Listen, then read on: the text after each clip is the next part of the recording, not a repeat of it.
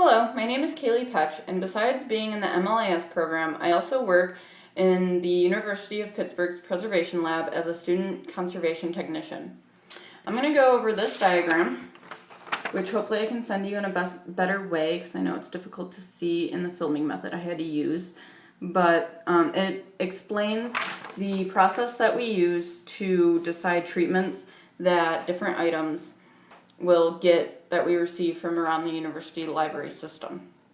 So the first thing that we do when an item comes into the preservation lab is we would look to see if the item is brittle.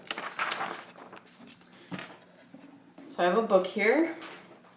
The technique that we use is folding a corner of the book. We usually do it twice. Some labs only do it once, but we would fold it forward, backwards, and even if we give it a little tug, if the corner comes off, we would count that item as brittle. Now this corner fell off without me barely touching it, so this is definitely a very brittle item.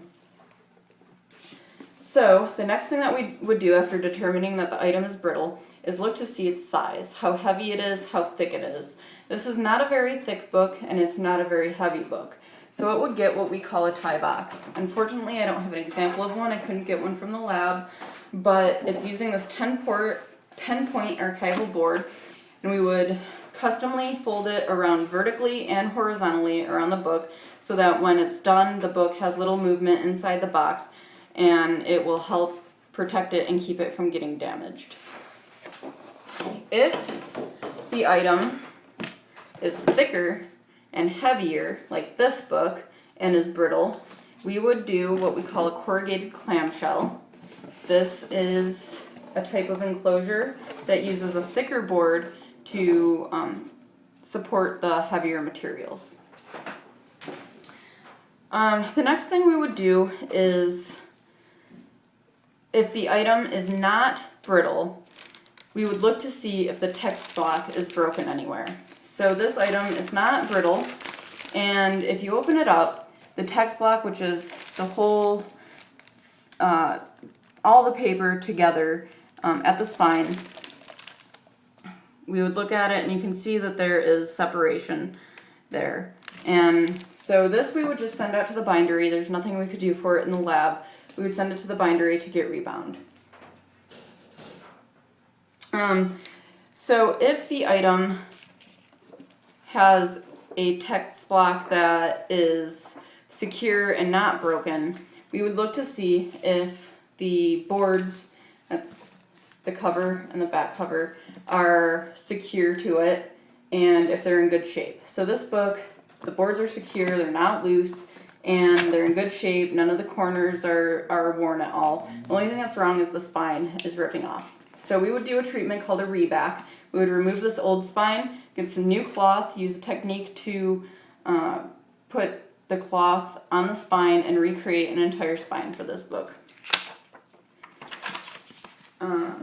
If the material has loose boards and the boards are in bad shape, like this book where the boards are completely detached and the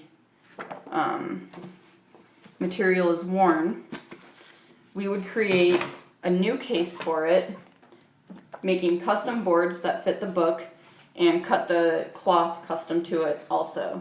And that would eventually get glued onto this book to create a new case for it. And lastly, if the book has good boards, but they're separating from the book, you can see the holes in this one, we would do what's called a recase and original boards, which is we don't have to custom make the boards for this. We can use the original boards and glue them back onto the book so that the original material can stay with the book.